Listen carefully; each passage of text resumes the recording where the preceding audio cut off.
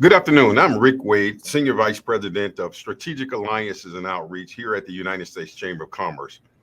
You know, since our founding, the Chamber has advocated for so many years for policies that help businesses create jobs and grow our economy. And for more than two decades, I'm thrilled that we were at the forefront of advocacy for investments and the modernization of America's aging infrastructure. We led a coalition of business leaders and policymakers and companies across industries, across all sectors, to move forward this urgent and critical national priority. We're so grateful that Congress passed what we call the historic Bipartisan Infrastructure Investment Jobs Act, and it was signed into law by President Biden. It's a once-in-a-generation investment in our nation's infrastructure to build our roads and bridges and rails and expand access to clean drinking water and ensure that every American, no matter who they are and what zip code they live in, has access to high-speed internet and so much more. Because for many communities, the reality is that whether minority or Appalachian, tribal, urban, or rural, the dream of an inclusive social and economic infrastructure has not been a reality. Today, we're going to talk about what this Infrastructure Investment and Jobs Act means for communities across America with regards to broadband. And I am so excited to have my colleague here at the U.S. Chamber, Jordan Crenshaw, Vice President of the U.S. Chamber Technology Engagement Center, to join us in a conversation about infrastructure and the meaning broadband across our country. Jordan, thank you for joining me. Rick, it's good to be here. Really appreciate it. Well, Jordan, let's jump right in because, you know, obviously we're so excited that we're finally making an investment in modernizing America's infrastructure. And a big component of that is broadband. But talk to us kind of level set about even why is broadband important to America? Well, I think technology in general is important to America. And broadly speaking, everything from things like AI, which can provide more inclusion economically, also has its own issues with, potential issues where we could address with things like bias. And that's why we created our AI commission recently. But another area of tech that I think is critically important to ensuring that all Americans have equal access to the digital economy is broadband. During the pandemic, I would note that the nation led the world in terms of capacity when everyone was flipping the switch from in-office work to remote work and in-classroom learning to remote learning. And it's because of the private sector and our private sector-led networks, we were able to keep up that capacity. But without access to the internet or without affordable internet, it's difficult to get access to the digital economy, whether or not it be the educational tools that are needed, whether or not it be the job opportunities that are needed. For example, at the height of the pandemic, 19 million Americans, according to the FCC, still lacked access to broadband, the actual physical ability to link up to high-speed broadband. And then there are also affordability issues. For example, at the height of the pandemic, before funding was made, nearly a quarter of homes with teens in the country who were in households that made under $30,000 didn't have access to a computer to even get online. And the numbers, you look at other communities, like 18% of Latino households with children didn't have access to a computer. 11% of African-American households didn't have access there. So there is a major affordability and an access issue when it comes to ensuring that all Americans have access to the digital economy. So if you're not connected online today, you really are left behind.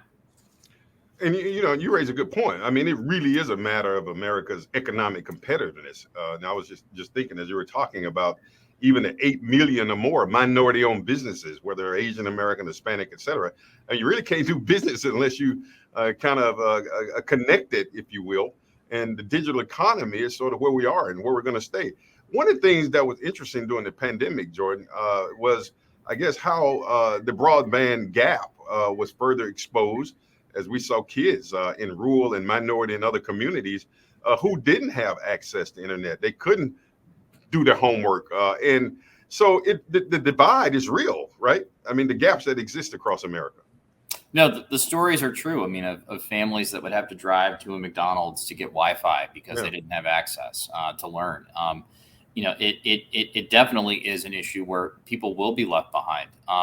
We're about to release a report later this year that highlights how technology was a lifeline to small business during the pandemic, and without things like food delivery, which you needed the internet to connect to, or without online advertising that allowed individuals to know what you could order, or know businesses were actually operating in a digital space, you were at a significant disadvantage if you did not have technology to help you through that.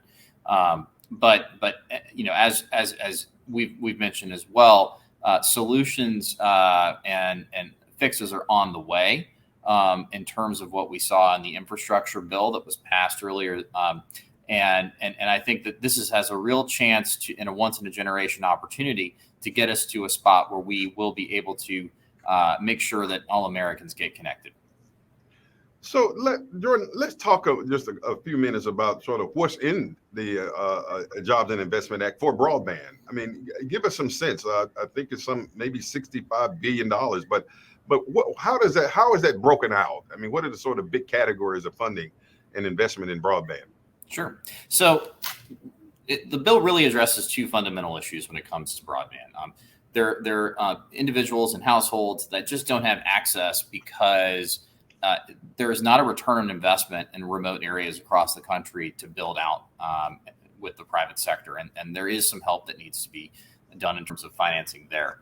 That's addressed actually through a program in the bill called the Broadband Equity Access and Deployment Program. And this provides about $42 billion that the National Telecommunications and Information Administration over Department of Commerce will oversee. And as part of this, states automatically are going to get $100 million to begin building out broadband in areas of the country where there's just not that return on investment for the private sector. And how do we define broadband?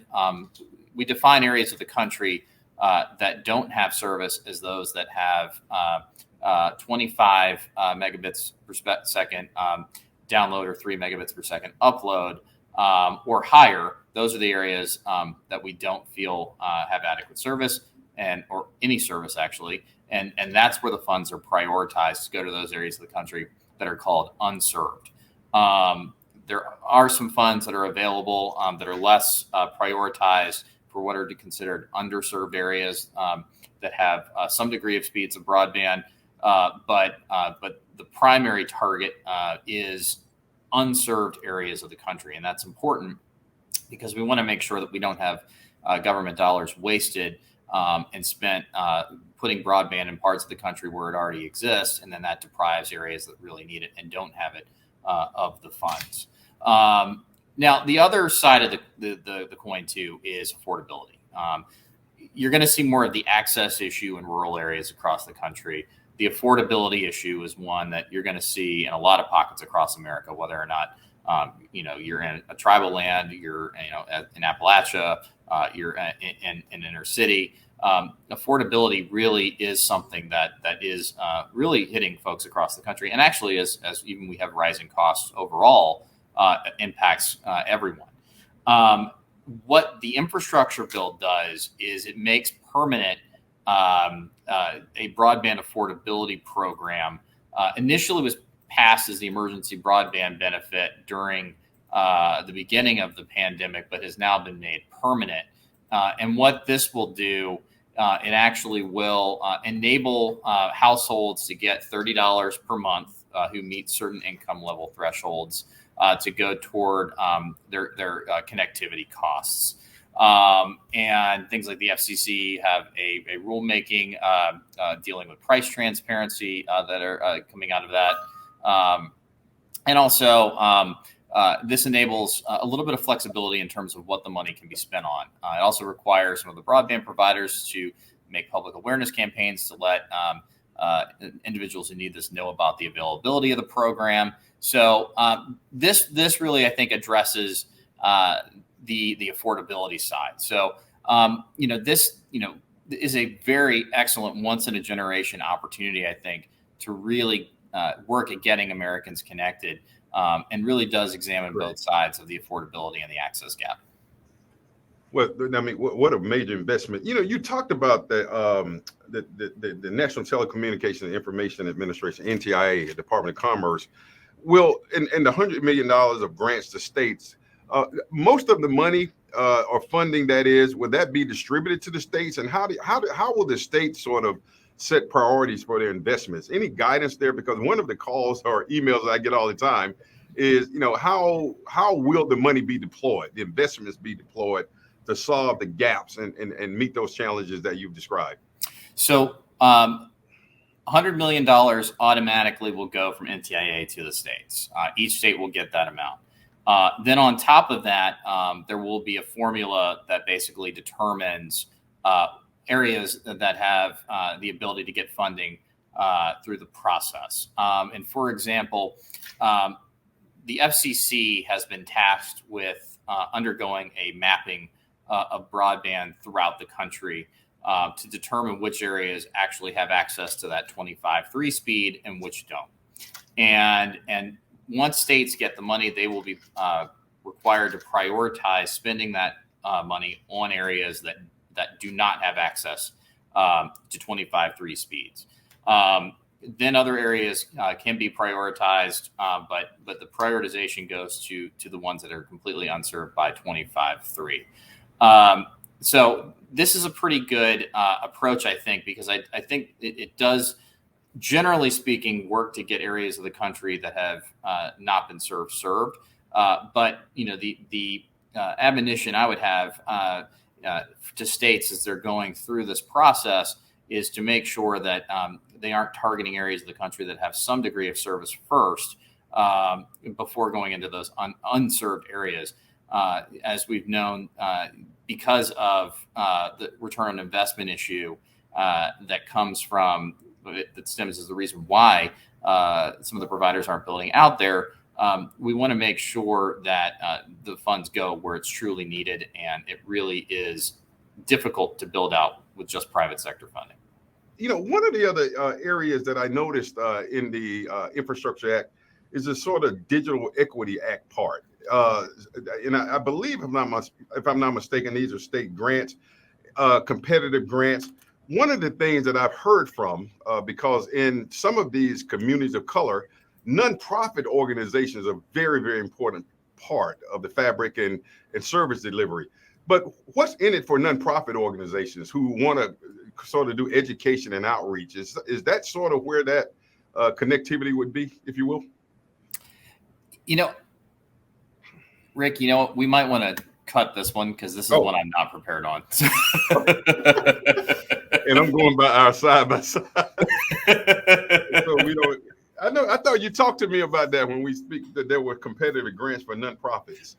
So they're competitive grants. I'm not sure about nonprofits, but I do know that government networks can get or could also be included as part of it. So those are like the nonprofit types. All right. Can I talk about middle mile, or did you already? Yeah, that's fine. Yeah, let's do that. That works. Okay, let's go back. All right. Jordan, thank you so much, because one of the questions that we always get is how the funding is going to be distributed. You really brought some great clarity to that. One of the areas of investment specifically is around middle mile infrastructure.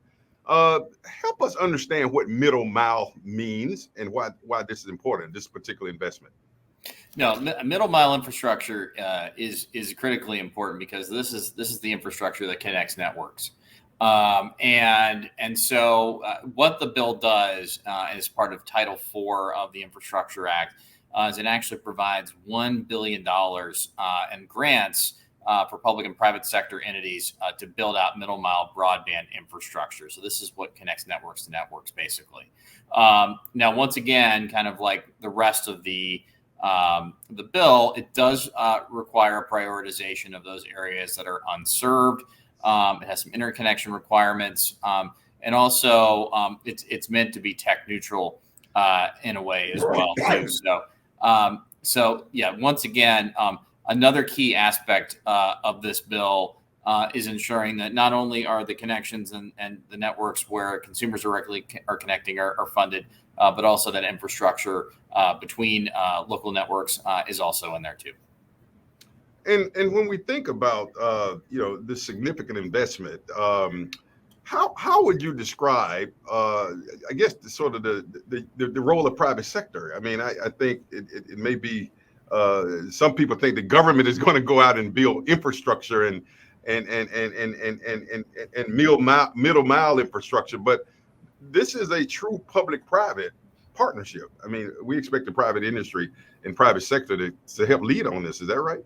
No, and that's what's great about the bill is that it does provide for the private sector, who really is the expert group and the most equipped group in the country to get broadband out there. So what this bill would enable is government working through figuring out what areas of the country need to get funding to get that money even into the hands of private sector companies that where there may not be the return investment in certain parts of the country for private sector companies to build out. That money will help shore up that lack of ROI. So the private sector is primed to be the number one deployer of broadband with these funds. And so we think that's actually the best approach out there. Much better than having, say, government entities build out service. It's the private sector networks, which as I said, are the ones that are really the reason why we held up so well with capacity during the pandemic. It was because of all the private sector investment that was meant to future-proof our network. So the private sector really is the best positioned at this point to use these funds and deploy them to areas that need them most. We talked about earlier at the National Telecommunications and Information Administration, NTIA, is sort of the agency, if you will, that will be providing the oversight and administration. I'm assuming that guidance is still coming from NTIA if people want to follow up and understand what kinds of guidance and regulations are coming down the pike. Is that correct? Is that where we should direct people? Yeah. So the NTIA is providing guidance. At the same time, a few other things to note about what's in the bill. It does actually provide some guidance from the administration, but there also is a telecommunications industry workforce, which established, through FCC even to require an interagency working group on workforce for telecom. It also does provide that the FCC is required to inform NTIA on the areas of the country that need service. So yes, the two federal agencies, if you really want to look at this, are the Federal Communications Commission as well as NTIA over at Department of Commerce. Yeah. Jordan, I've had the wonderful opportunity to testify on Capitol Hill now 5 times, and it really is an honor.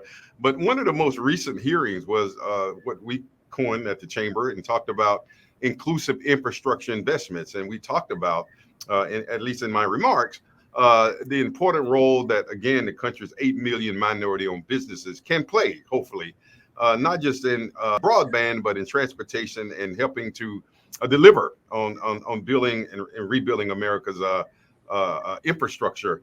And, we were on record at the chamber, and I'm really proud around what we call the codification of the Minority Business Development Agency, the only agency at the Department of Commerce that works to ensure access and opportunities for minority-owned firms.